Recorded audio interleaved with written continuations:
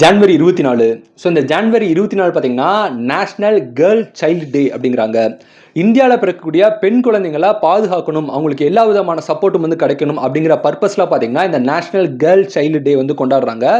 So பெண்களுக்கான ஒரு நாள்னு சொல்லி நம்ம இந்த நாள் வந்து எஸ்பெஷலி பெண் குழந்தைங்களுக்கான ஒரு நாளாக வந்து இந்த நாள் இருக்குது.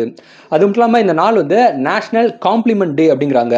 பொதுவாக நம்ம ஏதாவது ஒரு வேலை செய்கிறோம்னு வச்சுக்கோங்களேன், 4 பேர் நம்மளை பாராட்டணும், ஒரு இன்ஸ்டாலேயோ இல்லை ஏதோ ஒரு போஸ்ட் போட்டால் 4 பேர் நம்ம லைக் பண்ண ஆசைப்படுவோம். ஆனால் யாரும் லைக் பண்ண மாட்டாங்க, யாரும் பாராட்டவும் மாட்டாங்க. அப்படி இல்லாமல் நம்ம சக மனுஷங்க, நம்ம சுற்றி இருக்க மனுஷங்க ஹார்ட் ஒர்க் போட்டு ஒன்று பண்ணுறான், ஏதோ ஒன்று பண்ணுறான் அப்படிங்கிறப்ப பாராட்டுறதுல வந்து ஒரு நிறைய பேருக்கு ஈகோ இருக்கும். அந்த ஈகோலாம் தள்ளி வச்சு எல்லாத்தையுமே பாராட்டணும் அப்படிங்கிற ஒரு பர்பஸில் பார்த்தீங்கன்னா இந்த நேஷனல் காம்ப்ளிமெண்ட் டே வந்து கொண்டாடுறாங்க. அதே மாதிரி இந்த நாளை பார்த்தீங்கன்னா குளோபல் பெல்லி லாஃப் டே அப்படின்னு சொல்கிறாங்க. ஸோ வயிறு வலிக்க சந்தோஷமாக சிரிக்கக்கூடிய ஒரு நாள்னு சொல்லி இந்த நாளை வந்து சொல்கிறாங்க. ஈவன் இந்த யோகாவில் பார்த்தீங்கன்னா அந்த சிரிக்கிறதுக்காகவே சில யோகா இருக்குது. அந்த யோகாலாம் கூட இந்த நாள் அன்றைக்கி வந்து பண்ணுவாங்களா. ஸோ சிரித்து சந்தோஷமாக இருக்கக்கூடிய ஒரு நாளாக வந்து இந்த ஜனவரி 24 இருக்குது.